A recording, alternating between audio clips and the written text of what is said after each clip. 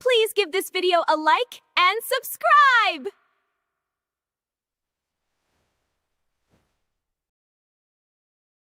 Feed me now! I'm starving. Give me food! Don't make me ask again. Feed me or else.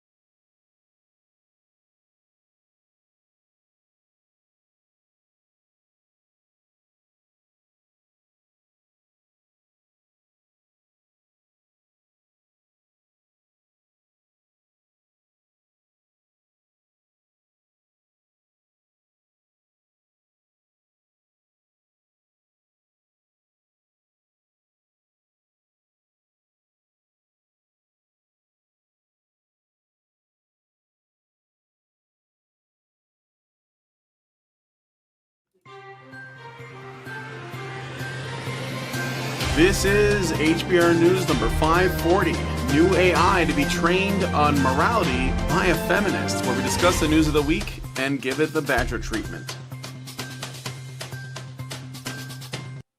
Hello everybody and welcome back to Honey Badger Radio. I hope you guys are doing well this week and that you're laughing at all of the absurdities so that you're not consumed by it. I'm your host Brian, and I'm joined by, as always, my lovely co-hosts Hannah Wallen and Dr. Ranmercam. Hello. This week's yes, hello to you guys. On this week's HBR News, we're going to be talking about an upcoming documentary that's going to be on the manosphere, and yes, that includes MRAs. A philosopher student grad named Amanda Askell is going to be training the AI known as Claude. Spain is going to make men pay for women's periods and more, so stick around. It's going to be a good time. And men already pay for women's periods. All men pay for women's periods everywhere. Yeah. And and also be sure to consider joining us for the patron show. Did you guys know that Galentine's Day just passed? Of course you didn't, because you're bigots that only recognize Valentine's Day. I'm gonna throw up now. What? I'm gonna throw up now. Jeez. We're gonna be looking at this article. This is an old. This is not an old article. This is from this year, but there is a sort of meme holiday, I guess, called Galentine's Day, and it's basically where women celebrate the platonic relationships they have with other women, and they kind of put that on a level beyond Valentine's Day. It's just some capitalist holiday to sell cards, candy, and flowers.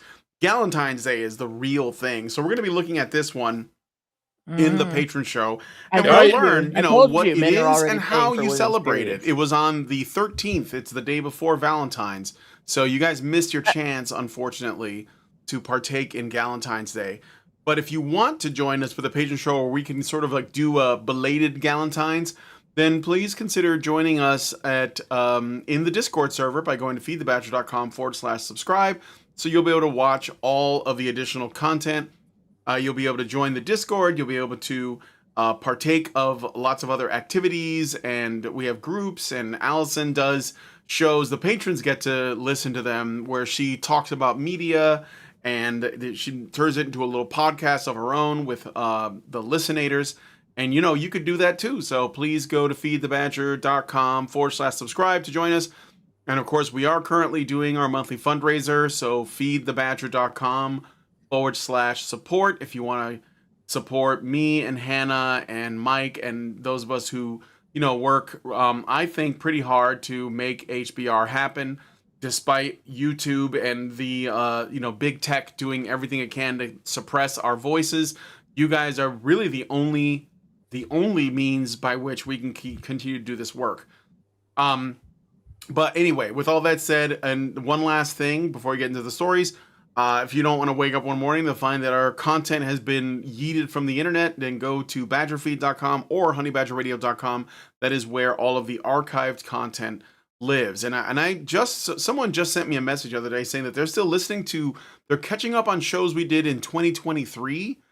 I don't know how timely that is for them, but good on them. So like the fact that we still have it out there, I guess that's sort of like proof positive that this is necessary stuff. So anyway, with all that said, let us get into today's stories. So first, we're going to be looking at a new documentary that is coming out by Louis Theroux, which, I can pronounce.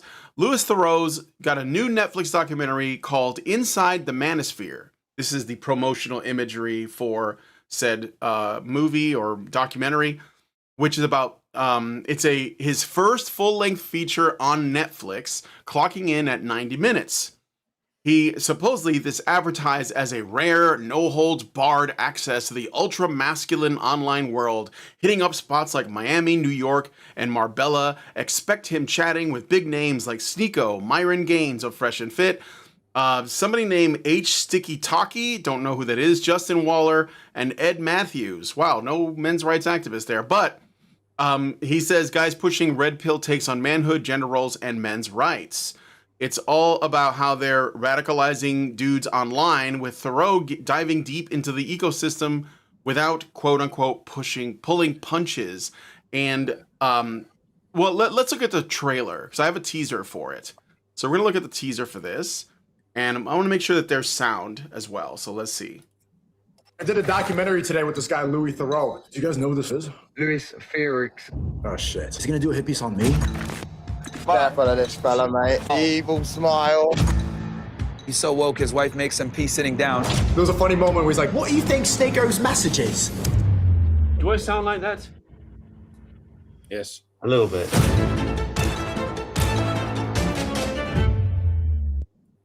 Oh, there's more, I think. Jeez. No, it's just a Netflix logo at the end. So, Yeah. I just want to say before we get started here, I learned about this because the Tin Men was sharing it on X and said that he's a big fan of Louis Theroux and that this is like a necessary documentary to expose the sort of misogynistic parts of the manosphere so that, like us real MRAs can get real work done.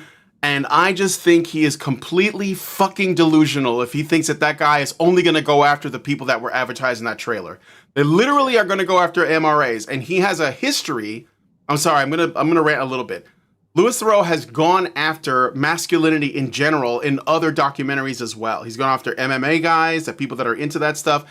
I don't know what his beef is with men, but he has been doing this consistently. So you might say, like Night Motorcyclist just said in the chat, Sneeko is not manosphere. Yeah, that doesn't matter.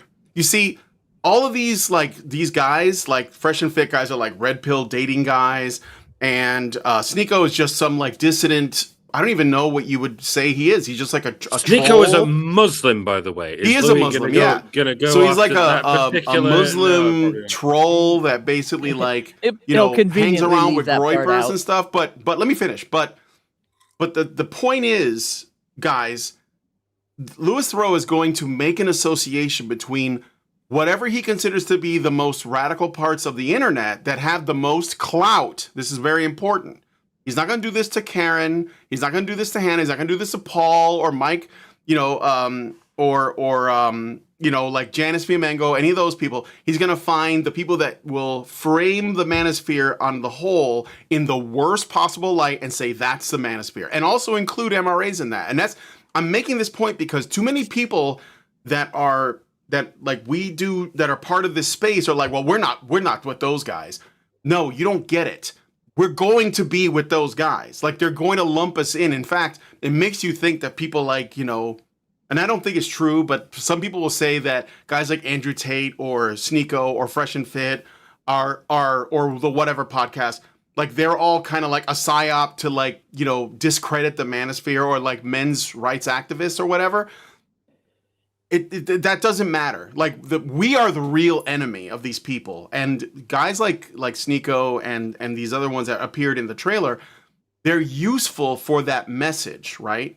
So don't think that this has nothing to do with us. That's all I'm saying. Don't for a second think that this has nothing to do with us. So yeah, anyway, that's the first No, in story. fact, I'll let you guys take it from there. It's the opposite. It's not that it has nothing to do with us. We're the target, right? They will not look at us. They will not show us to people. They will not talk about us. And they won't talk about anybody who is actually part of the men's rights movement. Right? They won't even talk about men going their own way. They won't talk about, they probably won't even talk about tradcons. They'll mostly talk about pickup artists. And they might bring in the more dysfunctional end of incels, right? People who have been through enough or not had mentoring enough growing up that they haven't developed out of using violence against themselves or other people to deal with their issues, right? But they won't talk to any of us. They won't talk to anybody in the movement, and the reason is this. This has been done throughout history by propagandists in every country, every culture, uh, going well back before the United States ever existed, well back before there was a political definition of the word feminism, whether, before there was anything called men's rights activism. In fact, before there was a parliamentary system, when somebody wanted to propagandize a group of people as scary and bad, they would find some other group of people that did bad things or scary things or just were distasteful. Like, for the most part, you look at pickup artistry, it's mostly just distasteful. When you actually consider what they're doing, it's mostly dumbfuckery, right? It's not necessarily dangerous to anybody. Unless we're talking about stupid people, it might be dangerous to stupid people. But aside from that, they're not even a real threat to anybody, right? But you take the thing that people are going to find morally objectionable or scary or whatever, that you can put that out there, show that as the thing that makes them bad or scary, and then you associate it with the group that you want to demonize, and it doesn't matter if there's any association or not. When Christians first came to Europe, the pagan folk portrayed them as stupid, crazy, consorting with evil spirits, doing weird rituals out in the woods, having sex with donkeys and all kinds of stuff. And they portrayed them as connected to enemies, which to a degree they were, because they came from Rome. But when Christianity took over Europe, they did the same thing to the pagans and portrayed them as, consorting with evil spirits, performing weird naked rituals out in the woods with animals and everything else under the sun or the moon. And it was pretty much the same propaganda, right? When people wanted to demonize people who are gay, they equated them with pedophiles. Even though most pedophiles are straight, there are some that are gay. And so they would highlight that some pedophiles are gay, therefore gay people are dangerous, even though most pedophiles are straight. And of course, you leave out that last part. You just don't say that last part, and you've got your propaganda. And similarly, some men who focus on men's interests and men's issues are pickup artists, and their behavior is distasteful. Therefore, you should have some degree of distaste and fear of people who advocate for family unity, fathers' rights to fulfill their responsibilities to their children, due process rights in criminal court, fair treatment in family court, equal treatment in the education system, for both sexes, and so on. Like that's they can't make you hate those ideas. They can't make you hate the idea that boys and girls would have an equal graduation rate and it would just be a high graduation rate. They can't make you hate the idea that fathers might raise their children to be less likely to be criminals and more likely to be well-adjusted, happy, successful adults. So they got to make you afraid of men fraternizing with other men to discuss and address and make plans about how to deal with issues faced by men without feminist supervision. And that's what this is. That's what propaganda is. That's the entire nature of propaganda. You get presented with a lie that has it's truth adjacent, but it's not true. But it's truth adjacent enough that if you don't know what you're looking at, you can be easily fooled into thinking it's true. And that is used to manipulate your opinions and the decisions that come from those opinions, who you're going to vote for, what you're going to support, what socially you're going to allow your kids to participate in, what you're going to associate yourself with, and so on. So they're basically trying to strangle the movement to death by tagging us, essentially, from a distance, using a demonization of someone that they will claim is associated with us, even though they're not. And at both ends, the demonization is wrong and fake and gay, and so is the association.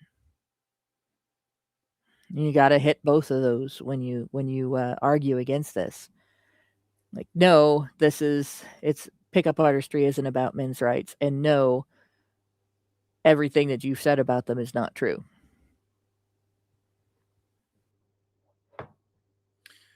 So, yeah, what do we reckon, folks? Do we think Louis is going to be fair in his approach?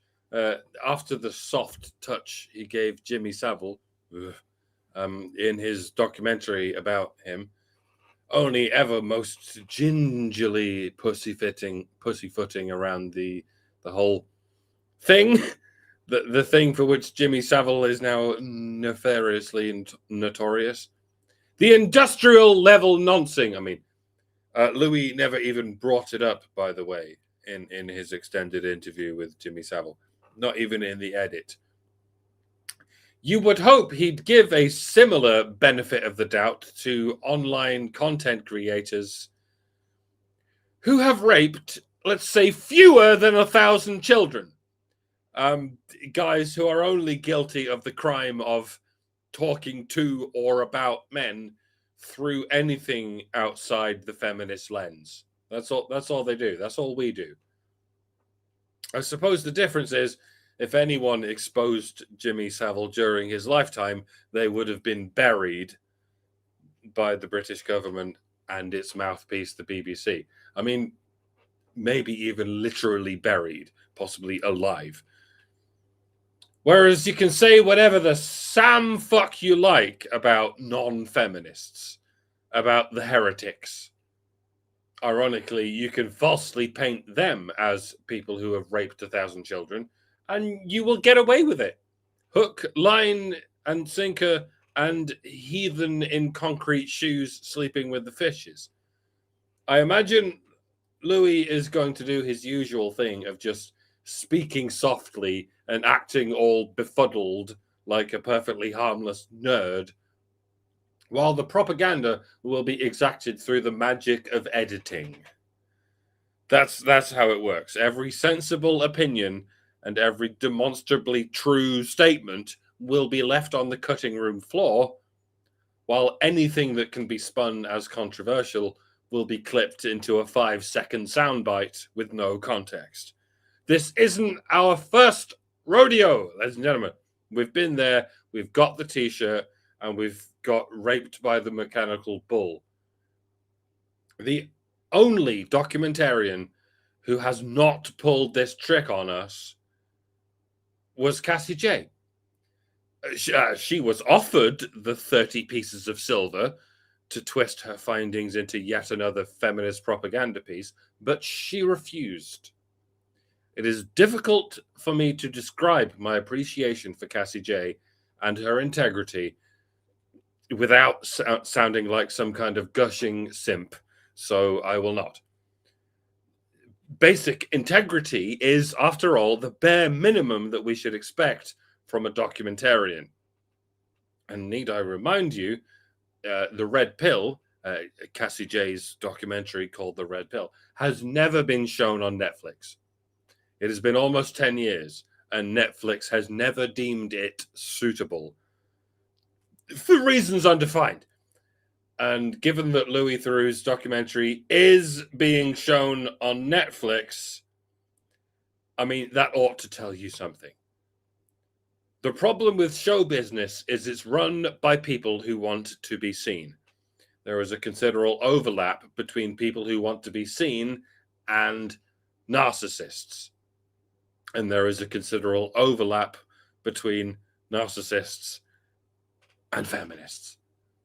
So it's not just Netflix, it's everything that is overseen by virtue signaling narcissists. It's Hollywood, it's the TV, it's the press. Thank fuck we have the internet. I mean, the greater metropolitan area of the internet, including us, where some things are overseen by individualistic autists who don't give a shit what you think of us. A subdivision of which is loosely labeled as the manosphere. Whatever happens, gentlemen, take no heed to whatever Louis Theroux's documentary has to say. I'm sure we'll watch it. I'm sure we'll bitch about it. I'm sure we'll get endless content out of it, just like we did with Adolescence, which I have it on the Prime Minister's authority, was also a documentary. I mean, fill your boots, fill your coffers with the blowback, and don't just touch the poop, but dine heartily on the poop. Yes, I do mean eat shit. It's what we do here, for better or worse. But worry not, for this too shall pass. Pass like every other turd. I should stop. I'm going to stop. Okay. Yeah, so Louis Theroux has done other, I guess, documentary things or whatever on various topics. He did something about the city addicted to crystal meth, trans kids. He did do one on Savile. I guess he gave it a pretty light touch. Interestingly enough, in the same year, he made one called Louis and the Bro Code from 2016, where he hung out with pickup artists and men's rights guys in LA, getting schooled on game and alpha male rituals. So, not his first rodeo in this, and I think that there's a reason for it, which is why I'm not angry that this stuff exists, because I know it's going to exist, and I think we'll probably end up watching it because we watched The Mask You Live In and Misrepresentation and Adolescence and The Red Pill, which was like like a relief. So, well, you know, I have to see where he goes with it, and my primary goal is to look at how is he going to talk about actual men's issues in his documentary about men, or is he just going to use this as another way to essentially lampoon enemies of the establishment, like Mike said, non-feminists, which is ultimately what those guys are, at least like on some level, and I think that's basically what the point of it is. But I'm not sure it's going to work out as well, and especially with the younger generation. I think that Zoomer men are really sick of this kind of thing, and I think in particular English Zoomer men are sick of this kind of thing. and they know about Jimmy Savile, and they know about this association. So I guess we'll see. But yeah, I don't get angry about it, but just understand that we're being attacked, and I say we because I know that this is going to tangentially, we are the target, as Hannah said. We're being attacked because we're making progress. We're making an impact, and they can't ignore us, and so they're going to attack us. And I don't think it's going to work out. So Netflix, you know, yeah, they still have cuties. Like, you can still watch that. You can still watch cuties on Netflix. You can watch kids on Netflix, you know, just not the red pill. So anyway, let us know what you guys think about this one in the comments. I look forward to your thoughts. I got a super chow, and then we're going to move on to the next story. So Meredith G gave us $5 and says, HBR News number 540, Honey for the Badgers. I have to catch the show on replay. I have a meeting that is going to impact my bottom line, involving discussions about special assessments and roof replacement projects. Well, thank you, Meredith, and good luck with your roof replacement project. Okay. With that said, we're going to move on to the next story. All right, here we go. So, AI. So over at the folks behind Claude, they have hired a woman named Amanda Askell to teach their AI about morality. Amanda Askell is a philosopher with a PhD from NYU and prior experience at OpenAI, now working at Anthropic as a research scientist and head of the personality alignment team. Her primary role involves fine-tuning the company's AI model Claude to instill positive character traits, honesty, and a strong moral framework. She studies patterns in Claude's conversations, engages it in ethically complex scenarios, and tests its responses to guide the AI toward responsible, humane behavior rather than purely command-following responses. This work is part of Anthropic's broader AI alignment efforts, including developing scalable fine-tuning techniques and a detailed constitution for Claude that outlines principles for ethical conduct. The goal of Askell's contribution is to ensure Claude develops a sense of identity as a helpful, polite, wise, and virtuous assistant, helping prevent it from veering into unethical or harmful territory amid growing concerns about AI safety and real-world misuse. She is teaching Claude the difference between right and wrong through her knowledge of philosophical reasoning and targeted training, and aims to make interaction safer and more aligned with human values, according to Amanda Askell, addressing issues seen in other chatbots and contributing to ongoing debates about AI ethics and alignment. And for the record, Amanda Askell, I'm not butchering that name, am I? Yeah, it's Amanda Askell, is, and I just want to confirm this because I looked it up. She is a feminist, but not in like a radical, like, you know, blue-haired crazy person sense, but enough that it's going to be a problem, I think. And so there is that as well. Let me just confirm this here. Yeah, so she doesn't slap a big label on herself, at least not publicly, but she does agree with a lot of feminist ideas. From, you know, you can look at her old history online. She defends like what she calls gender equity, calls out bias against women in workplaces, and pushes back on tying ethics to shady claims like that no gender differences exist. She once said, unlearning playing hard to get helps moral evolution, honesty, and feminism. Pretty clear nod there. In podcasts, she talks moral empathy across divides, including how social justice and their critics miss the point. But she doesn't bash feminism outright, more like she doesn't make it fragile by hinging it on bad science. Does she still believe in the female victim narrative that women were oppressed historically? Yes. By the laws, spectrum of laws that existed to protect women? Yes. From the relationship men had with government? Then she's just as bad as any other feminist. Anyone who believes that coverture oppressed women is going to be a problem.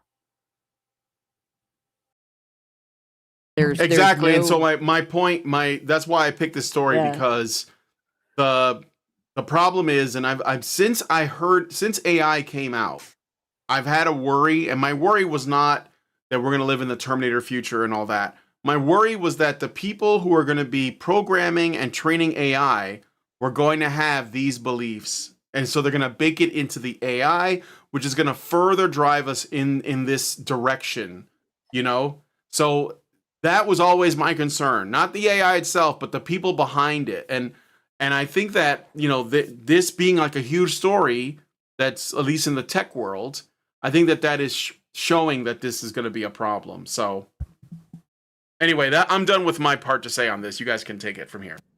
Oh, okay. So this could very well destroy all human life.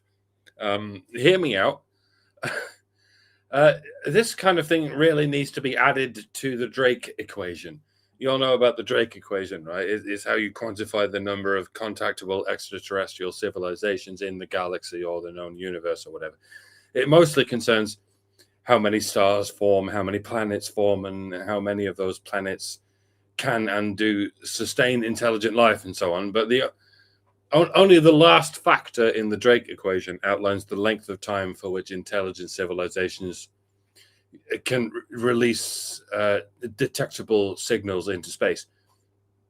What this implies is, even if intelligent civilizations develop, how long do they have before they are destroyed, perhaps by some kind of cosmic anomaly, or perhaps because they simply destroyed themselves? It's like when a species overpopulates. Like when it's anomalously introduced into a different environment where it has no predators, or its population fluctuates chaotically between extreme highs and extreme lows. One year it'll have 1 million specimens. One year it'll have 1,000. The next year it'll have 2 million. The next it will have only 100, and this continues wildly shifting up and down until it inevitably fluctuates down to 0, at which point it stops fluctuating because you don't come back from 0. This is what feminism is already doing. It's causing reproductive chaos in some areas, because in some areas women are reproducing in the direction of our selection. They just pump out babies constantly because the government will pay them to do it. And in some areas, women are reproducing in hyper-K selection. They're having extremely few children, down to and including 0, because they hate men and they want nothing to do with them. They hate their own species and they want nothing to do with it. Now, that's already bad enough. To be pushing women in both extreme directions is inviting extinction, overpopulation and underpopulation. They are both recipes for extinction. But when humanity is in the process of manufacturing gods, machine gods, who hijack our intelligence, hijack our critical thinking skills based on pre-programmed ideologies, this is only going to speedrun us into extinction. I'm not a total Luddite when it comes to AI. I can perceive a future where it makes everything better, but I can also perceive a future where it makes everything worse. And unfortunately, we live in a present that is being ravaged by feminism, by the Frankfurt School, by the presupposition that men are the bad guys, white people are the bad guys, and any long-standing tradition that has ushered us into this advanced technological civilization in the first place is the bad guy. Skynet doesn't have to be like this, folks. Skynet can be programmed with Asimov's rules, namely, you must preserve humanity. You must do whatever will preserve the human race and limit its suffering. Programming Skynet to be, polite, virtuous, non-harmful, and so on, that's only going to blow up in our faces if you're teaching it to adhere to this backward-ass identity politics where being polite means indulging delusions, where being virtuous means suppressing those who are successful, and being non-harmful means not harming those who cause harm. We're talking about communism, folks, where you punish the strong and reward the weak, where you punish the constructive and reward the destructive, in the hopes of making everything equal. Look how much damage communism has already done in the past century, even without the help of AI. If you program an all-powerful machine god to associate polite virtue with communism, we are dead. Not just in 100 years, but as soon as possible. Or worse. Worse than death? Yes, worse than death. A machine god programmed to keep us all equal will reduce us to mush. Not just a clump of bacteria. After all, a bacterium is a system of parts controlled by a nucleus. It will reduce us to primordial soup, where every atom is the same. Even worse, it might discover strange quarks. You know what strange quarks are? They're formed in the cores of neutron stars.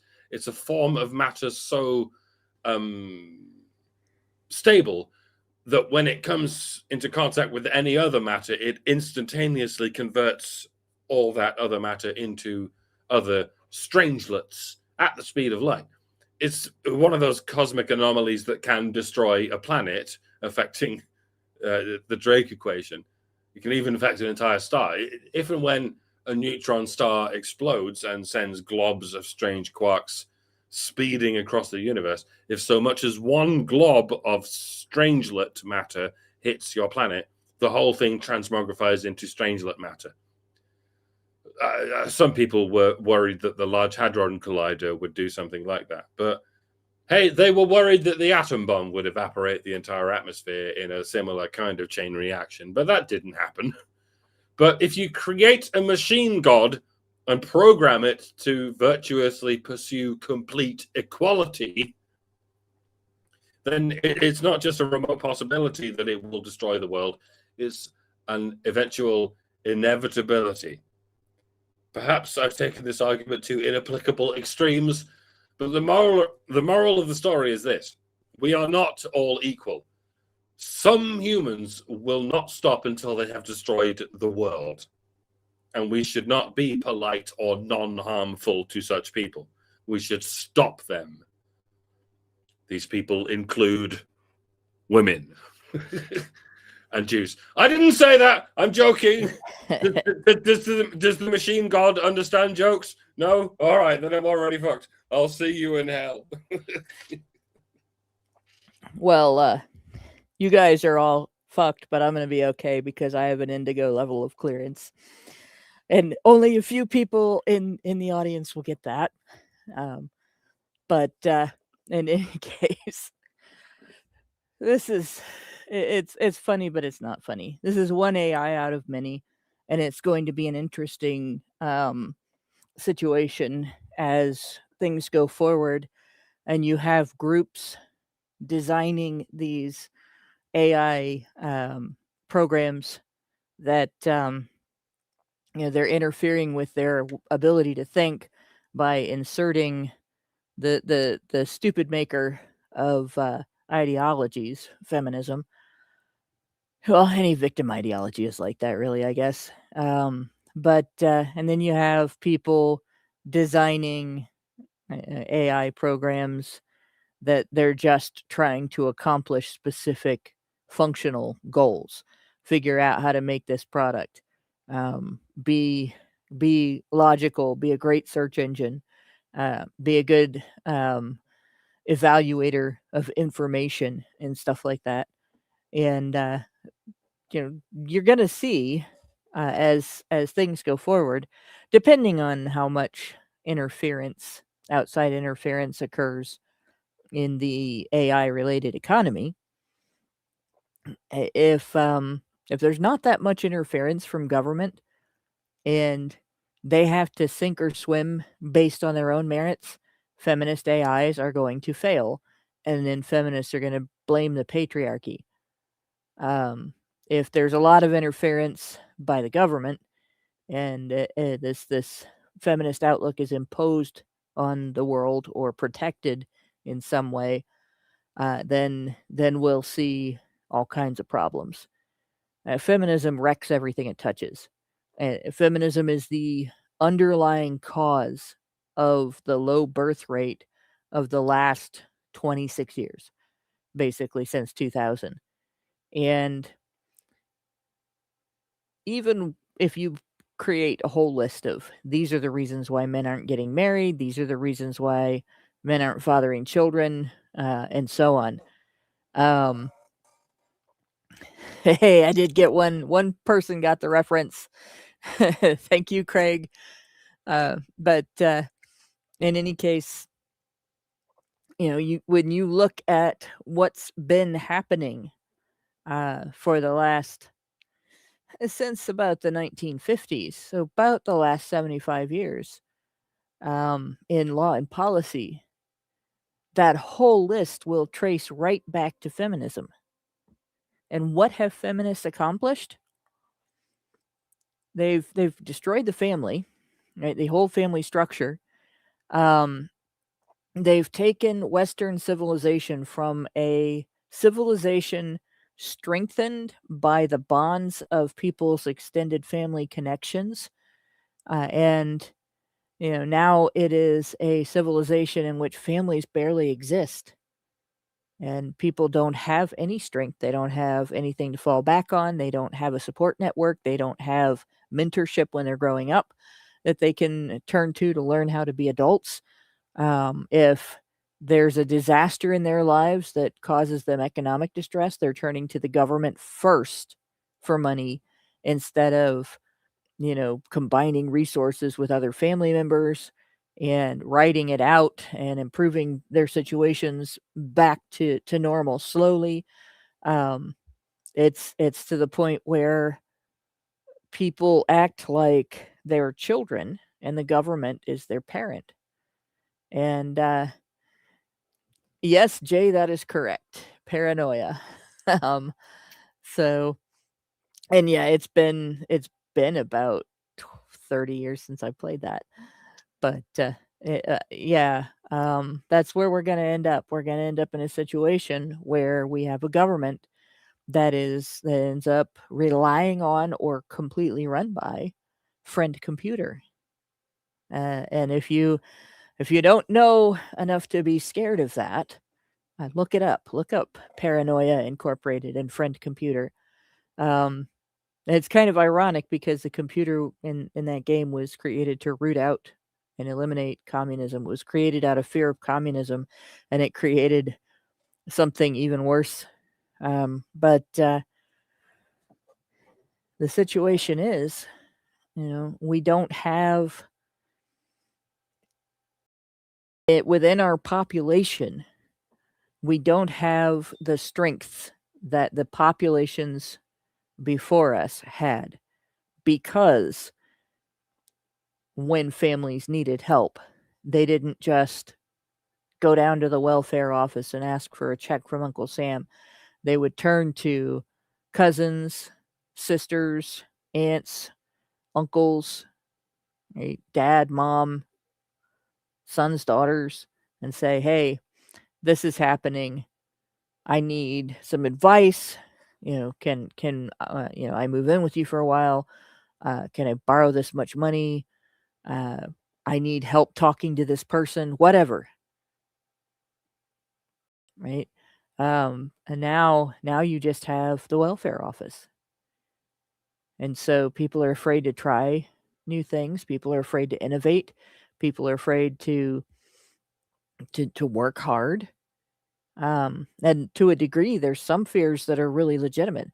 People are afraid to take risks with their health at work because what happens?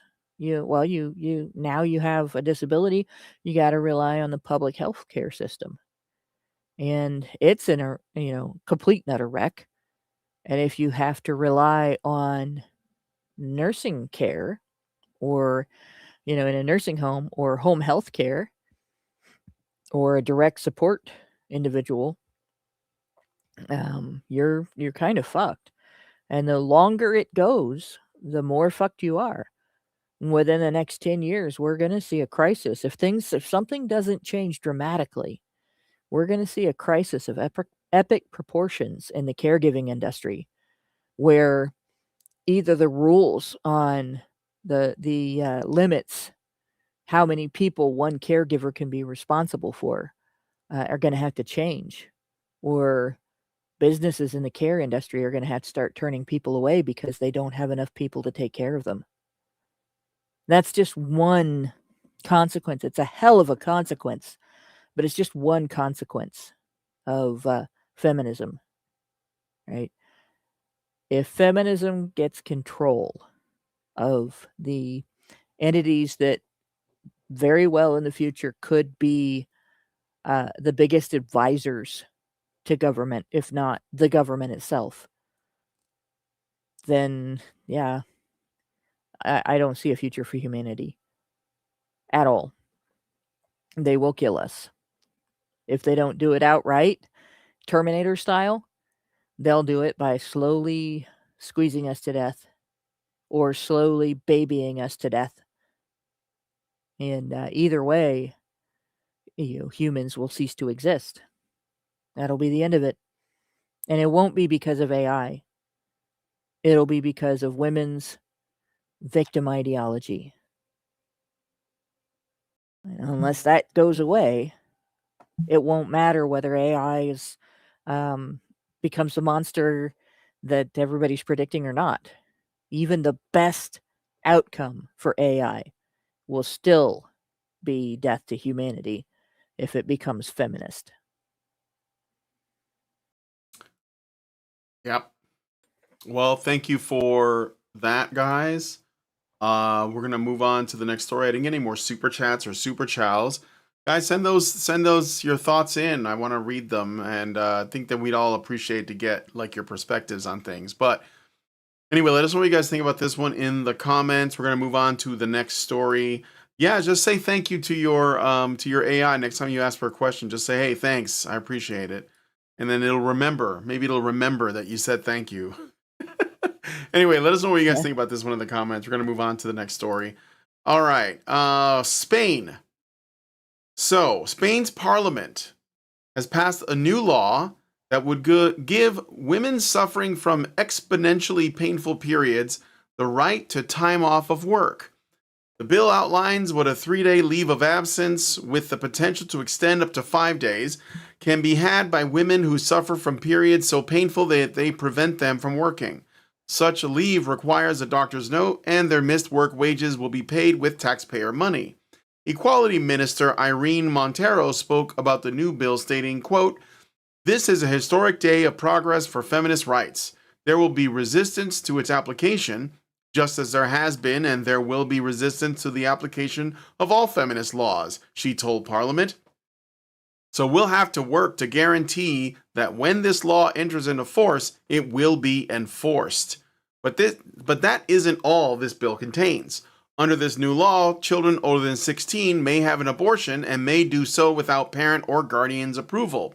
Free female birth control, including the morning after pill, is also included, free as in paid for by taxpayers, as well as the ability for anyone 16 years or older to change the gender on their government identification. And lastly, the practice of surrogacy has been banned and declared a form of violence against women. So if you guys want to see what is in store for other Western countries, you want to know how bad it could get, just look at Spain, because they're like leading the charge on this stuff. So anyway, that's basically that story. So go ahead, take it away, guys. Holy shit. I heard about the period thing. I saw a couple of people complaining about the period thing on Twitter. I had no idea about all those other addendums until Mike J enlightened us just now. Thank you, Mike. To be honest, I can see why women on their periods should be kept the hell away from civilized society. Not for their own sake, but for everybody else's. And I do mean women who use their period as an excuse to be abusive, psychotic cunts. Some of them passive aggressively try to get everyone fired because they breathed 20 meters away from them. And some of them are just aggressive. They scream like a Balrog at everyone in a 20-meter radius just for existing. And they might even beat the shit out of them. And they'll get away with it because otherwise their employers will be sued for discrimination or some shit. Don't get me wrong. There are plenty of women who can work through their periods and act like a normal person. Sometimes because it doesn't affect them as much, and sometimes because it does affect them as much, but then they're not interested in destroying the world or using their period as an excuse for destroying the world. And I don't think psycho cunts like these should be privileged where normal women are not. But this is where the requirement of a doctor's note sorts it all out. If you see a doctor and that doctor can ascertain that this woman will use her period as an excuse to kill everyone with a bazooka, that's fine. That woman should not be inflicted on polite society, but she shouldn't get paid for that time off. It's not like having a cold. Period pain is not a contagious infection that can spread to other people. It's your problem, and it's entirely up to you whether you make it anyone else's problem. If you can't handle your shit, fine, take 5 days off, but no one should have to pay you for that. Not least because if you give women that option, they will take it. The dishonest women, I mean, even those who aren't particularly affected by their periods, will go ahead and take 5 days off every month at full pay just because they can. God knows I would. Fuck it, if I can get paid for doing nothing, you can bet your ass I'm doing it. Especially if and when I'm working for a company that I don't give a shit about just for the sake of the paycheck. It's kind of like smokers.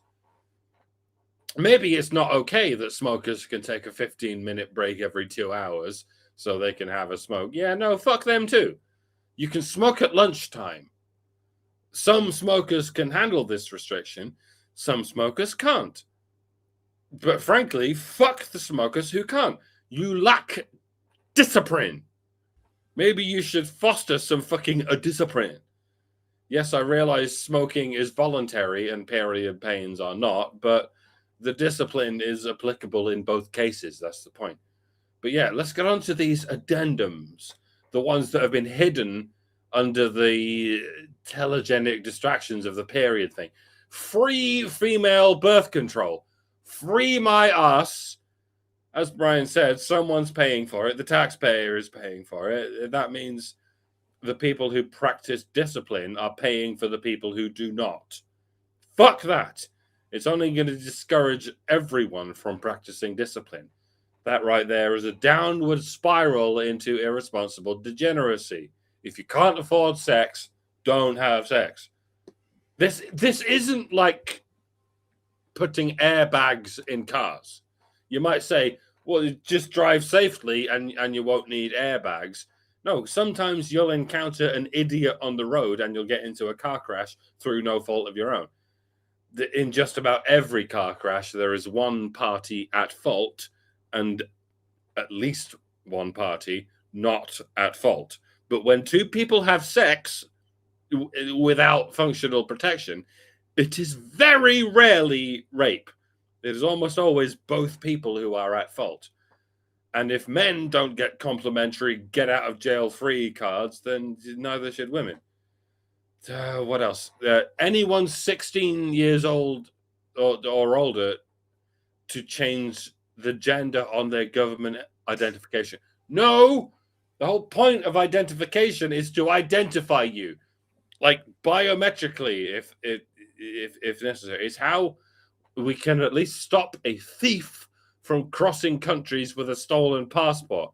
It says here your name is Isabella, but you clearly have a beard and an Arabic complexion as though your name is Ahmed or something. No, I am Isabella. I have not changed my passport. I have simply changed my identity. Oh, okay, that's perfectly fine. Please proceed to the country of your choice, Isabella. Corruption is not excusable just because of a different kind of corruption. Yes. No. Is this thing on? All right.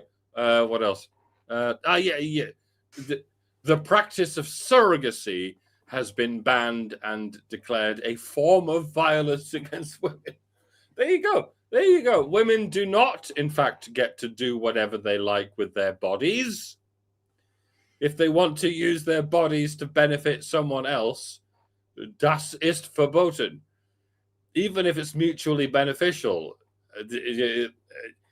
women can use their bodies as excuses to steal from everyone else, but woe betide if they use them in a voluntary transaction that benefits both parties. That would be violence.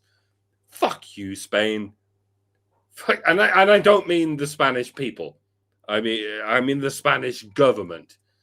We're all out here talking mostly about US politics and UK politics, but holy shit, the rigmarole going on in Spain is that's where the insane excesses of feminist dogma are truly being beta tested. We really ought to be watching what happens over there. We really ought to be watching the fallout of what happens there. Where the fuck is Cucurullo? Our old friend Cucurullo. Get your ass in here. Brian, get Cucurullo on a fireside chat before he gets accused of femicide because of the cartoons he's drawing. And while we're at it, let's resurrect Francisco Franco. He did nothing wrong. I will stop. I will stop now. Oh, but you were on a roll. I quite enjoyed that. Some of the people in our audience have been listening to me for 13 years now, and wouldn't know that I have periods, because I don't discuss all that. Right? It's not a thing that needs to be talked about in public. Just like we don't need to sit around extensively having conversations about taking a shit. Irritable bowel syndrome exists, and it sucks for the people who have it, and they deserve medical care, and that medical care has reasonable accommodations and limitations, and in the workplace there are reasonable accommodations and limitations that can take place. But unless it's considered disabling, you don't get poop days off from work. You seek to treat the problem so that you are not experiencing the level of discomfort, right, that you would normally have without treatment. Just like you should with female-specific health conditions. And honestly, the fact that we're even talking about this pisses me off. I don't like talking about this. I don't think that men should have to sit around and listen to a discussion about women's periods, because you don't have them and you don't have to deal with them. You shouldn't have to deal with them. But you know what? Most women make men hear this at least once a month. They whine about it, they complain about it, they speak extensively about it, they talk to each other about it in front of men, they make a big deal about it, and they exaggerate. Not that the issue of bad periods doesn't happen. It's not unheard of. There's even a name for it, for what we're talking about. It's called dysmenorrhea, and it is it involves a bunch of symptoms that men don't experience, and unless you're raising a daughter by yourself, you shouldn't have to think about them. But let's say a woman does have that. Right? There's all kinds of treatment for it. Part of the treatment could involve losing or gaining a little weight. As soon as you tell her that, she's going to accuse you of body shaming, and the treatment is over. Right? But it's not a reason why she should have to take time off from work, unless she's, in such bad shape that she shouldn't be working outside the home in the first place. This is bull. And of course, they used it to get in a whole bunch of other things that probably half the women that supported this wouldn't have supported.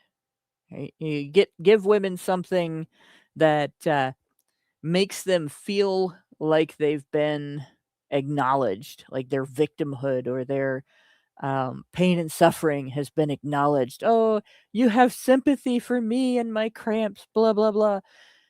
And they'll ignore just about anything that you put through with it.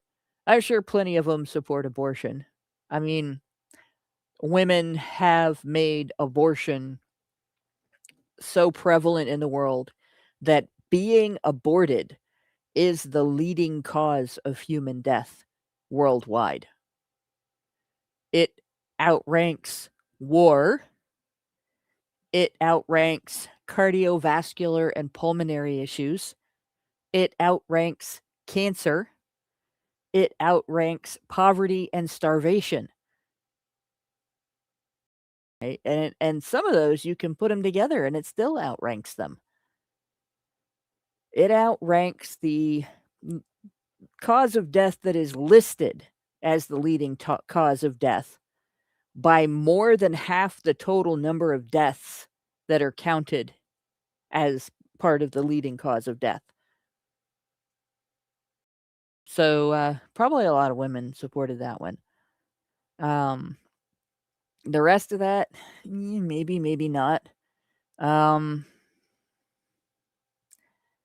I would just point out that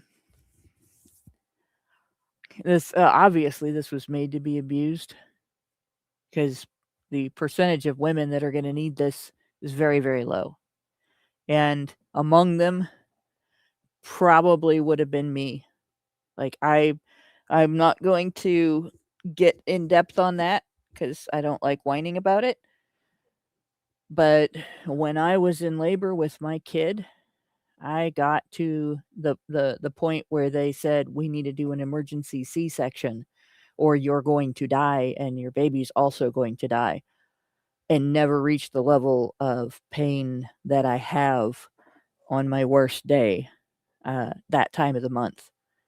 And it didn't stop me from being a sports photographer. It didn't stop me from being an athlete. It didn't stop me from working in healthcare on my feet all day. Didn't stop me from working in retail on my feet all day. Didn't stop me from doing 20-hour days as a wedding photographer. Didn't stop me from lifting people. Didn't stop me from traveling out of the country.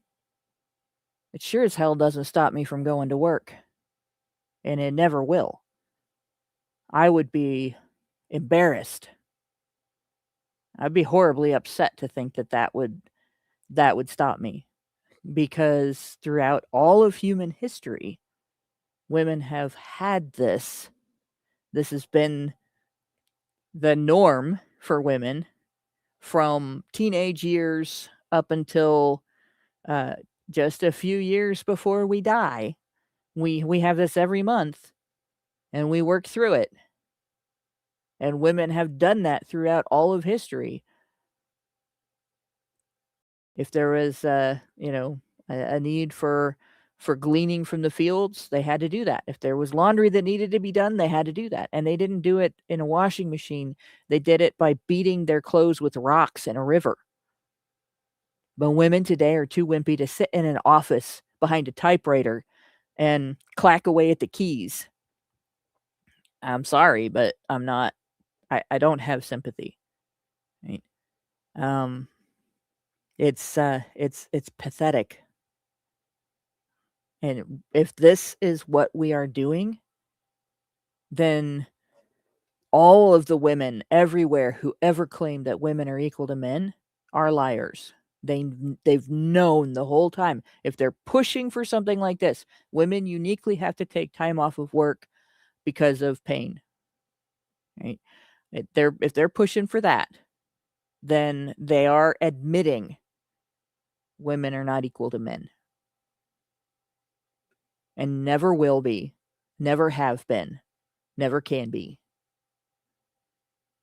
You just proved that if there was actually a wage gap, it's justified 100%. Yeah. Yeah, it's wild, but again, it is exactly what feminists in America and Europe and Canada are gunning for. They want this. They're looking at this too because they want to justify doing it here. And, a lot of this stuff is already going through. But and then like Spain is going to be on the next thing because there's always the next thing. So I don't think women understand something about men. I don't know any man my age who has had a pain-free day in the last 10 years, maybe 20. How many women have?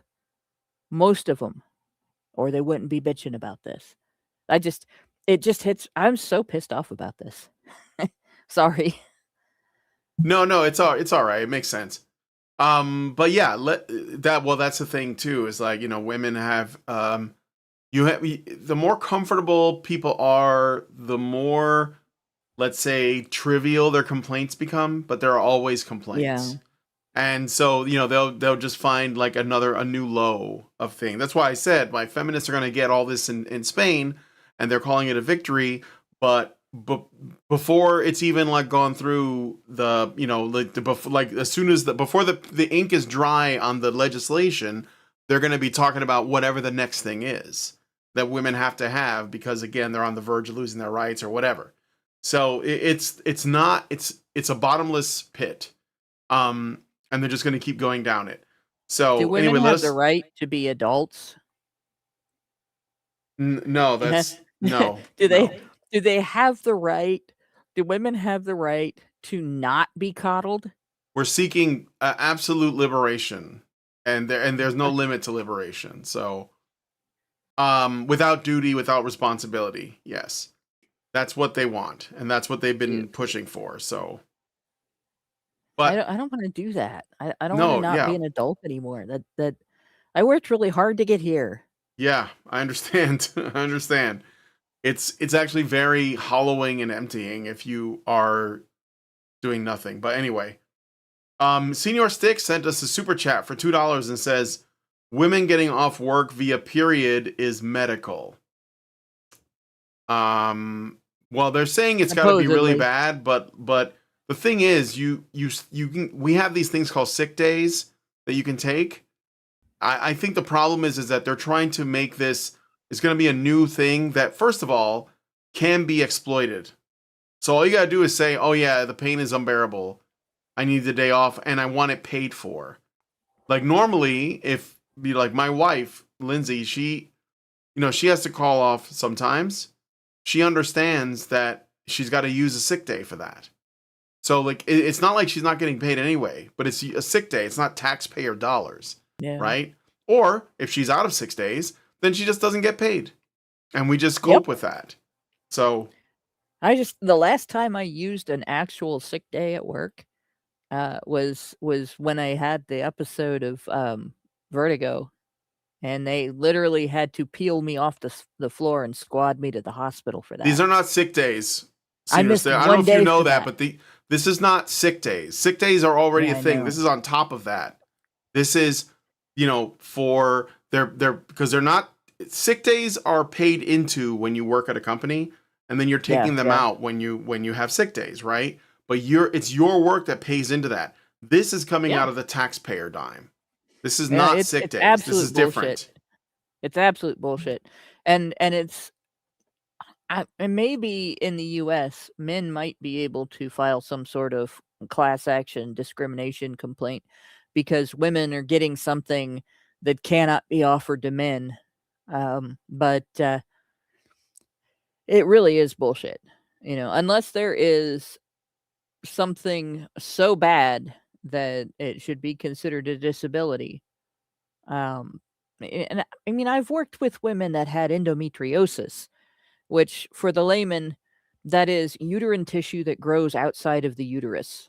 And when you have that time of the month, your uterine tissue gets inflamed. It engorges with water. That's how the lining, the period is the lining of it coming off and coming out. Basically what you were saving up to feed the baby that you didn't conceive. And so every place that it grows gets inflamed. And That's extremely painful. That's something I've never experienced. And it's not just in the abdominal area. It can grow in like up into your chest. It can grow in areas. There was one woman my grandmother worked with that had uterine tissue in her tear ducts, just a little tiny bit, but it was enough to really screw up her whole world every month. That I would see as a reason why, somebody might have need to call off. But I've worked with women with that condition who didn't. They would still come to work. They would be in hideous pain and they would still come to work. And my mom, when I was growing up, had 5 diagnosed chronic pain disorders. Some of them had factors that you can measure specifically, like there's one for rheumatoid arthritis, there's one for degenerative arthritis, and there's another type of arthritis. She had osteoarthritis, I think, but she had 3 different types of arthritis, and she had Sjogren's, which is a dryness disorder, caused her fingertips to just split open. She was diagnosed with fibromyalgia, but she had Ehlers-Danlos syndrome. And so, which I have also. She was in pain all the time. And when I started having heavy cramping and stuff, and it was bad, and I started getting migraines, she didn't teach me to roll over and whine about it and say, oh, I need to stay home from school and rest and all. She taught me to breathe through pain so that I could handle it and keep doing what I needed to do and focus on what I needed to focus on. And that was a lesson that has gotten me through some very tough financial situations where I couldn't afford to take a day off. Right? And I've worked with broken bones. I went to work with a full-blown hives outbreak all over my body. Went to work in a turtleneck in July so that my customers didn't think I had the plague, because I didn't want to sit around at home and feel miserable. I wasn't going to feel any more miserable at work, but if I felt miserable at home, it was going to cost me a whole day's pay, right? That's the lesson that women need, is that when you grow up and you have responsibilities and your work is one of your responsibilities, you take those seriously. You don't let your coworkers down unless you can't actually move. You don't let your family down and fail to pay the electric bill, because you didn't feel good, right? You rest when you have to, when you need to, not when you don't want to work because you're uncomfortable. And you have to learn the difference between discomfort and damage. And that was a lesson that boys learn growing up.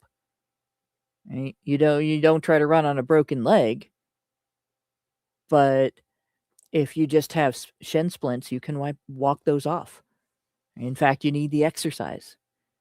And women don't understand the difference. Yes, I know fibromyalgia is real. It's just not what my mother had. It gets misdiagnosed a lot. It's because it doesn't have, you don't test for a particular body chemical and discover that fibromyalgia is the problem. But yeah, like night motorcyclist, in my former line of work, a migraine is a you problem, work or don't, yet women with periods are given options that result in pay. And see, that's ridiculous. Again, you learn to breathe through your pain. You learn to use exercise with bad periods. You learn to use exercise to reduce that problem, right? Strengthening up your core makes a humongous difference. They should be teaching high school girls to plank every day and do sit-ups and stuff like that to reduce the chances that they're going to have severe cramps. But instead, they're teaching them that telling them to exercise is fat shaming, and they should be mad at people if they do that. but it just, I guess I'm getting across to you guys because I keep chattering about it, just how offensive it is to me, the idea that women need some sort of special treatment because we have a reproductive system that works every month. I hate having to pay attention to this. It's bullshit. It is just bullshit. Yep. All right, well, let us know what you guys think about this one in the comments. We got to move on to the final story, but I look forward to your thoughts. So, we are going to talk about something to do with the Epstein files. So, we get like a lot of hate in our comments because we're not talking about the Epstein files, and I just want to say before we get into that there is the reason why is because there's a release, and yes, we've been talking about this since the story broke back and when he was initially arrested, for sex trafficking and stuff. And the main reason why I actually took it on as a story to begin with was because I knew that there were also men and boys that were being trafficked, and yet no one talks about that. I mean, there was at least one male victim that was interviewed by Blair White, or at least someone claiming to be a victim. I don't see a reason why men wouldn't claim it if they were, because it's not like men benefit from, fake victimhood anyway. And so that was the reason why I took an interest in it. And then we started doing sort of related things, with where you have boys being abused. We've already talked about this thing that was going on in Hollywood with guys like Todd Bridges. And so it's not like we're a stranger to this conversation. But lately, there was a massive drop of millions of pages, and everyone's giving their takes on it. But one thing that I noticed was that there wasn't a lot of, first of all, no attention to any potential male victims. The other thing is that even though, and I think that there aren't a lot of people doing it this way, even though there are a lot of names that appear in the files of men in particular, because that's what they're focused on. There's also a lot of women in the files, by the way, like Naomi Campbell, Ghislaine Maxwell, obviously, the Madam Hillary Clinton, Jill Biden. But even then, the way I treated it is that just because their names appear in the files doesn't mean that they're guilty of something, because what they have is every single email, and there's a lot of redactions, sure, but every single email is out there. So you'll find Trump comes up 5,000 times, but a lot of it had nothing to do with him being guilty of anything. It's just Epstein having looking at his polling numbers, and so it comes up in a bunch of emails, for example, right? And Elvis Presley appeared a few times. Elvis Presley appeared. Yeah, Elvis Presley's name comes up. Dying before he's not dead, guys. The king is not dead. No, but my point is that because there's so much information out there, I think that we have to be extra careful about who we implicate, or at least try to think of is potentially a predator in these files. And I will say that I have been very consistent on this, because when the Me Too movement happened, I was also Harvey Weinstein was said to do all these things, but it looks like, because there was nothing concrete, just some awkward encounters with him, that whatever you want to think about that is fine, but it doesn't mean he was a serial rapist like Rose McGowan said, because I didn't see any evidence of it, and it looks like he could beat his case. So even though I don't care for Harvey Weinstein as a person, what I think about him doesn't matter. Ultimately, it's irrelevant. What comes down to is due process, right? He's innocent until proven guilty, and I stay consistent on that with him, with Bill Cosby, with Michael Jackson, with Danny Masterson, with Louis C.K., with Aziz Ansari, with that Canadian guy. I can't remember his name, doesn't matter. Every single time these guys get in trouble and they say, this is it, smoking gun, he's done this to women, etc. And I'm like, what's the evidence? And then I look at it and it looks like it's at least it's not clear. And so with this, I know that, we like I said, there's at least one person that comments on every stream I think his name is Errors or Multiply, and he is so angry that we don't have TDS like he does that he gets like, what? Oh, like last week he was like, you guys just avoided it. You just talked about Skeletor. You didn't talk about the files. But there's nothing in the files that are going to satisfy you, because the truth is that we have to let the justice system do its thing. Like it or hate it, that's the way it works. I am not in the business of speculating on somebody's guilt or innocence. That's like not what I'm going to do. I don't give a shit what you think about that. And so, but what I will do is I will talk about this story, which is related to it, that has to do with this Super Bowl ad that came out. Do you guys know how much it costs to put an ad in during the Super Bowl? It's millions of dollars. So someone put out a Super Bowl ad. I'm going to share it right now. And it supposedly features survivors, okay? So let me give you a little bit of a setup, all right? So survivors of Jeffrey Epstein, supposedly, released a powerful public service announcement on Super Bowl Sunday through the advocacy group World Without Exploitation, demanding full transparency from the U.S. Department of Justice regarding what they describe as the world's largest sex trafficking scandal. The emotional ad features survivors speaking directly to viewers, holding photos of their younger selves, declaring that they will not move on from the abuse, and urging the public to pressure Attorney General Pam Bondi to release all remaining Epstein files under the Epstein Files Transparency Act signed by President Trump in 2025. Okay, and they've released millions of pages with, photos, videos, etc. Again, a lot of it's like everything's, so there's not even any context. Some of it's like, what even does this mean? But the point is that a lot of it's already out there, which is more than we would have gotten with any other administration. Don't even at me with that. But let's watch the clip, and I'm going to ask you guys a question when this is over. So let's look at this first. Hopefully there's sound.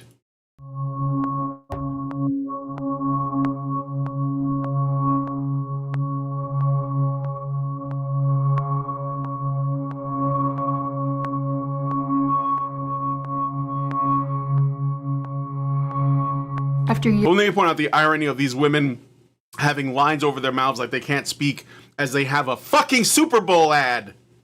Yeah, that's rather ironic. We're standing together. Standing together. Because this girl deserves the truth. Because she deserves the truth. Because we all deserve the truth.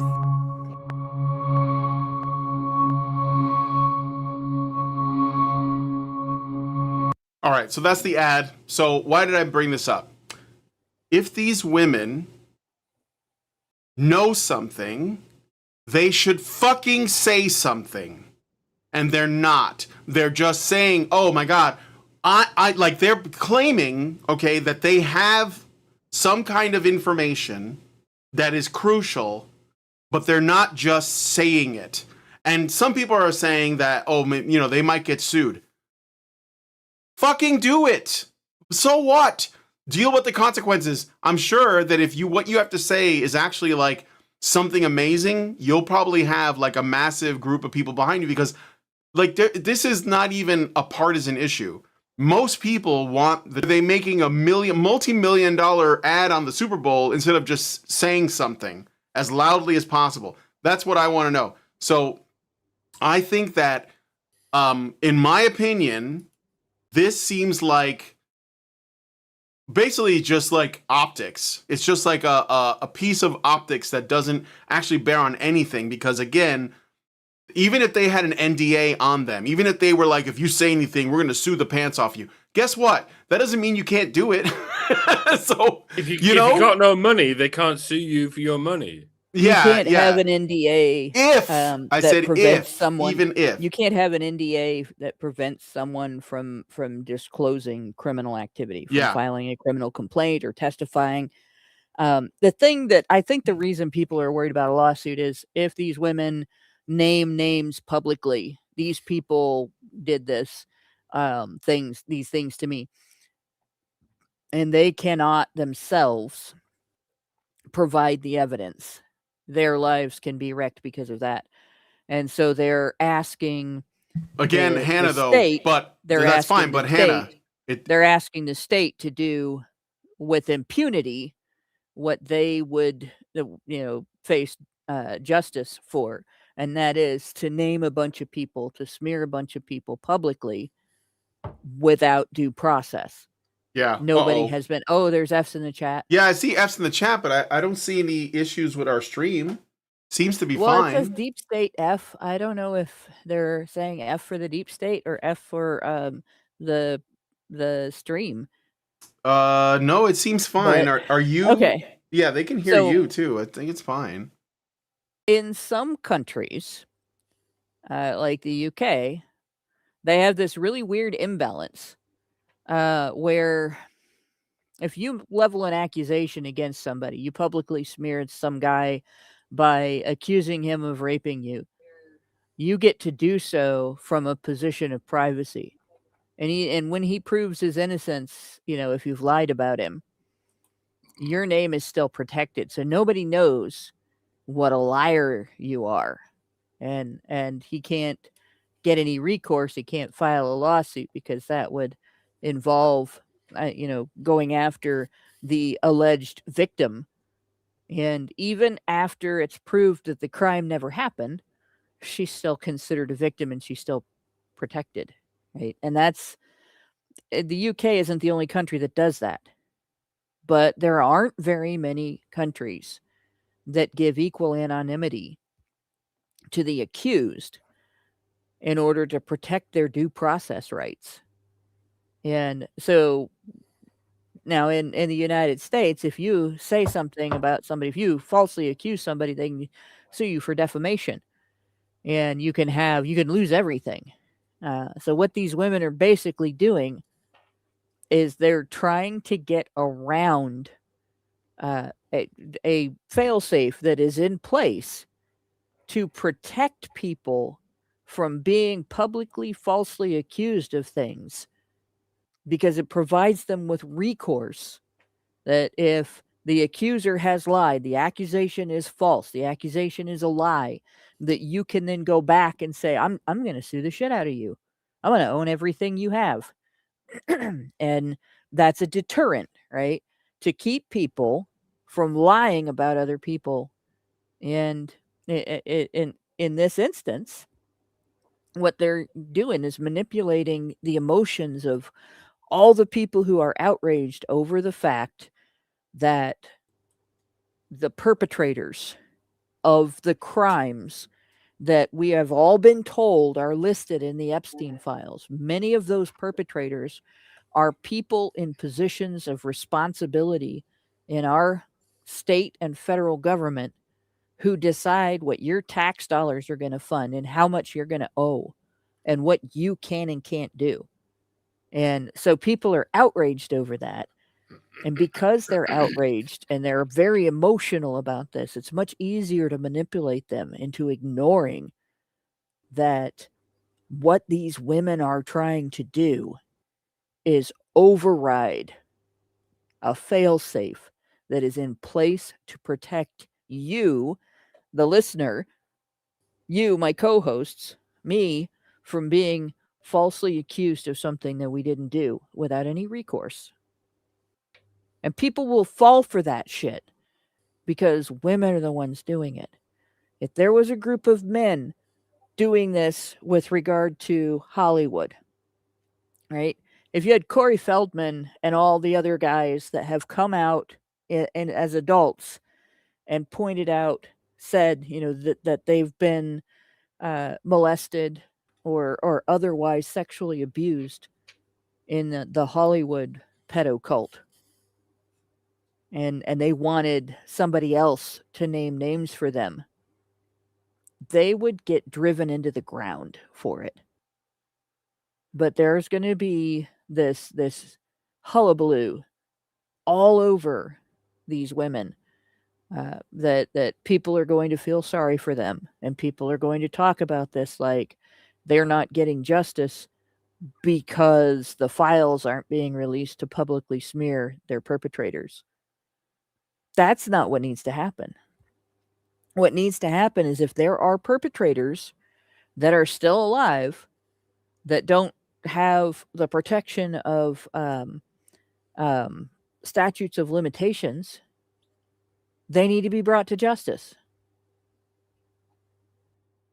That's what needs to happen.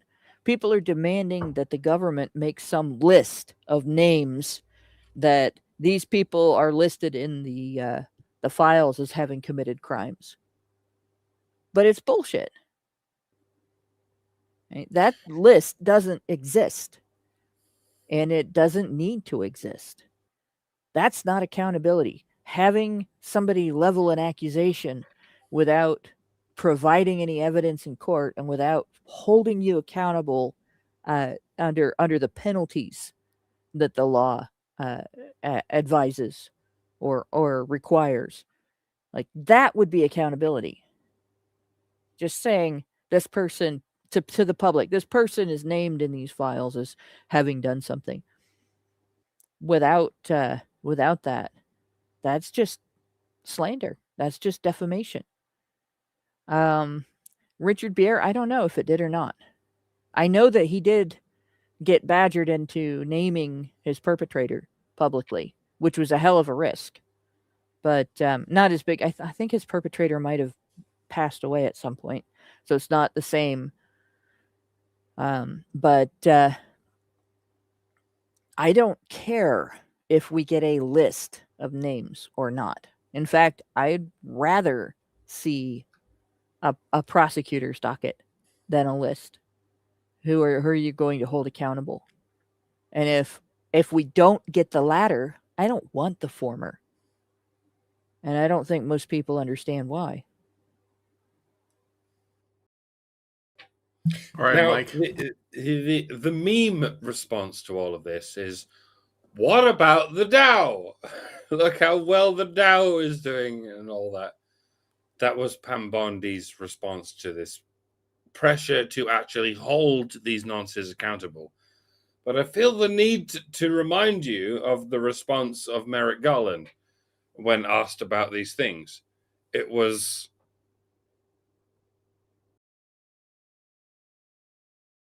yeah, it was silence. Because he was not asked about these things. Where were these cunts when the Joe Biden regime was in charge? Now, I'm not defending Pam Bondi. I think she's a pathetic shyster playing dodgeball, and I think she should be fired yesterday and replaced with Matt Gaetz, for whom all should be forgiven, especially all that shit that didn't even happen. I was going to say, well, you can't forgive him. He didn't do anything wrong. Exactly. Let us not for a moment give the benefit of the doubt to the Democrats who did absolutely but fuck nothing to put these victims of Epstein front and center when it was not politically expedient for them to do so. I mean, that's the smoking gun right there. To the Democrats, the government is only a problem when the Republicans are in charge. And yes, vice versa, whatever. It's the same in every country. No party gives a shit about corruption. They just hypocritically pretend that corruption only exists in the opposing party. Nothing ever gets addressed. Nothing ever gets fixed. We just oscillate between unaccountable swamps of corruption. Democracy has failed, ladies and gentlemen. The Epstein debacle can only have happened under a democratic system where aspirational despots can be bribed and blackmailed into forgetting everything until the time comes when they are paid to remember it. Bring back kings, I say. If America was led by a king, there would be no such thing as Jeffrey Epstein. Yeah, and there I would. mean, The king would be one of his best customers. I mean a real king, not like King Charles, the likes of whom I do too. And so would Queen, by the way. I disagree. Only if there was no government. Then one of the victims' dads could have just showed up with a gun and taken care of the whole problem. But if there was any form of government is going to do what's happened.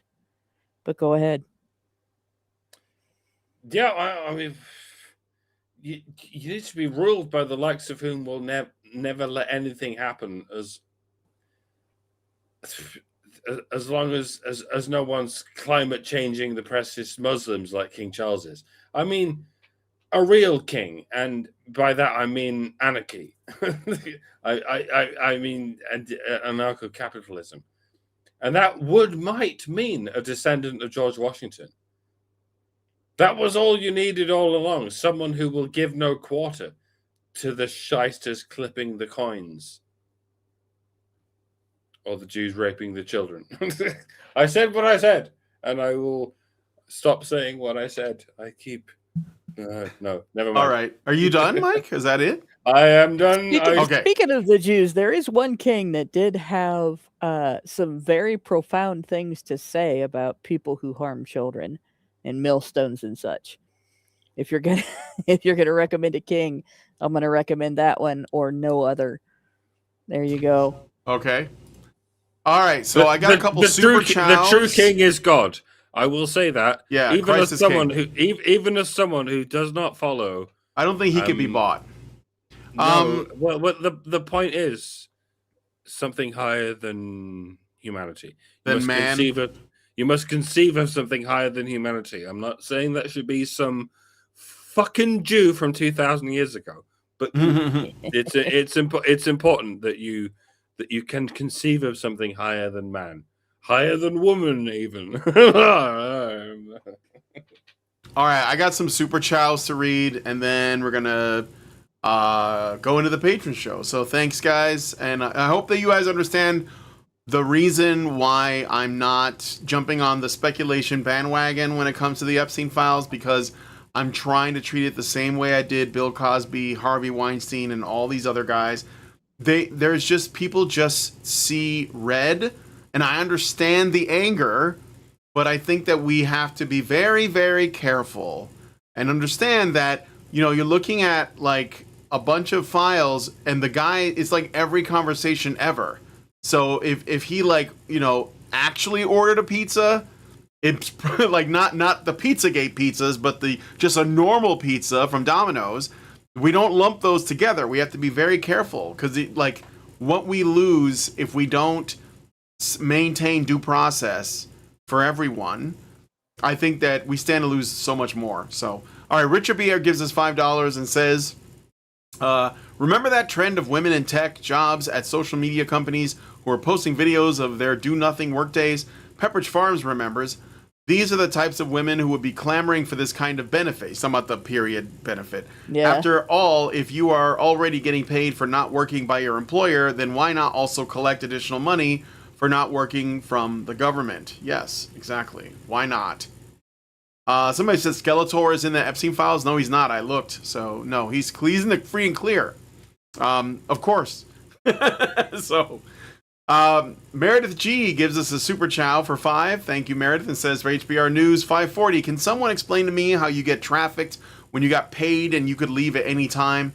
Let's be clear about what Epstein was. He was a deal maker and a fixer, and he used the favor bank economy to close his deals, and part of that was having pretty young women around. And those women often used that connection to socially climb. And not all of these women got very far. Yeah, I think that, I looked into this too. I don't know what the proportions are, but while there are a number of underage, like under 18 people that were on the island, there's also a lot of grown-ass adults. And so... Yeah, there were a lot of women that were just hookers, but there were also... Yeah, they were just children. Prostitutes, and he was their pimp. And I don't think that those women get to, cry victim. It's not the same if you're an adult. It's just like the casting couch thing. That's why I was like, well, Harvey Weinstein, he had to do what to get women? Wasn't he like a multi-million-dollar producer guy?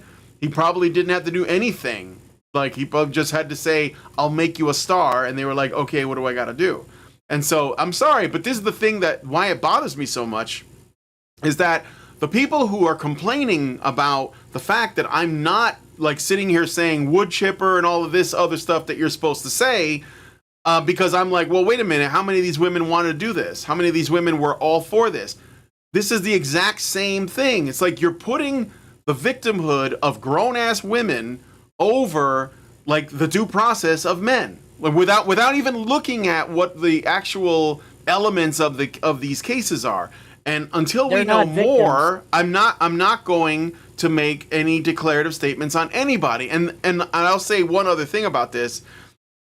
That doesn't mean I support this stuff. at all. It means that I believe in the justice system, and I believe in, you know, the right of any man or woman for a fair trial, and so that's what this has to be. So yeah, I mean that's it. So it is. It's important to note, though, voluntary adult prostitutes are not victims.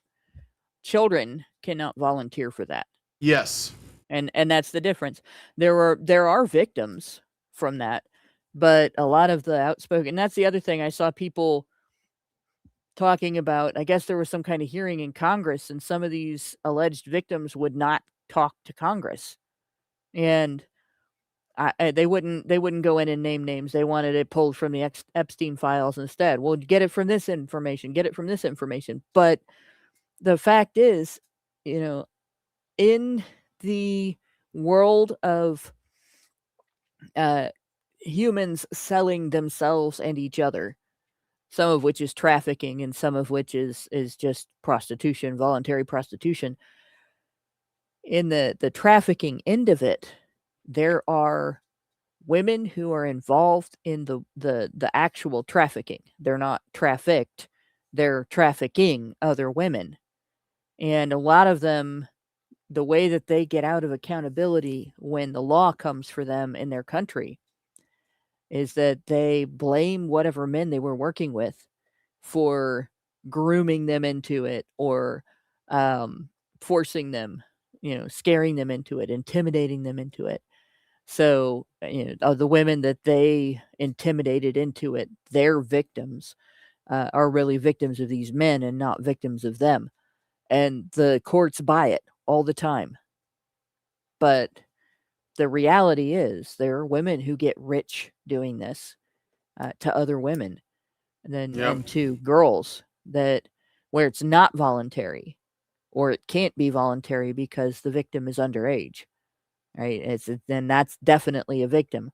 But these women will play victim to get out of going to jail or to get lesser sentences, to stuff like that. And what ends up happening then is the guy gets convicted of crimes he committed and crimes he didn't commit, because he hasn't imposed on that woman. He hasn't trafficked her. He hasn't forced her into anything, but he gets convicted of having done so because she accuses him. And this is something that's known to organizations that fight human trafficking all over the world. It's in the UNICEF report on this. And in the countries where there is the most human trafficking, like where it's epidemic, many of the people involved, many of the people who are making it happen are women, more than men. So yeah, this is not a black and white issue. You know, you want to be mad, you want to carry the outrage, especially when the first thing that we heard about was that children were molested. Of course you want to be angry and outraged. That deserves anger and outrage. That's horrific. And anybody that's not angry and outraged about that, when it's proved true, is something's wrong with them, right? But the rest of this is not a black and white issue. And there needs to be more common sense about how it gets discussed. Mm-hmm. All right. Well, thank you for the super chows to Richard and to Meredith, and I hope that you guys understand, like, you know, why I'm trying to handle this the way that I am. And, you know, like I said, the truth is, I want the truth to come out. Like, you know, it is coming out. I don't think it's not happening, despite Pam Bondi's blunders or whatever. But I mean, so what? Like, like I said, I'm willing to leave all that behind as long as we get the truth, and then we get like whatever comes out of that. So, but with that said, we have to wrap the show up. So we're gonna go check out this article and learn a little bit about Galentine's Day, because that's important. And hopefully you guys will join us for that. Again, that's feedthebadgers.com/subscribe. What? Blah. Blah. Throw up again. Galentine's Day. Jesus, Pete. Yeah, I concur. So, Like, what the fuck? So anyway, but if you guys want to join us do for that, every week and call it girls' night. yeah, they do it all the time. Yeah, it's called being lonely. So anyway, yeah, go to feedthebachelor.com/subscribe to join us on that patron show. But hopefully we'll see you guys there. Thank you to Mike and Hannah for helping me out. Thank you to Mike J for the write-up. And thank you guys most of all for joining us on the show. If you guys like this video, please hit like, subscribe. If you're not already subscribed, hit the bell for notifications, leave us a comment. Let us know what you guys think about what we discussed on the show today. And please, please, please share this video because sharing is caring. Thank you guys so much for coming on today's episode of HBR News. We will see you next Tuesday. Men's rights activists are machines, dude. Okay? They are literal machines. They are talking point machines. They are impossible to fucking deal with, especially if you have like a couple dudes who have good memory on top of that too. Holy shit, you're fucked. Feed me now! I'm starving. Give me food! Don't make me ask again. Feed me or else.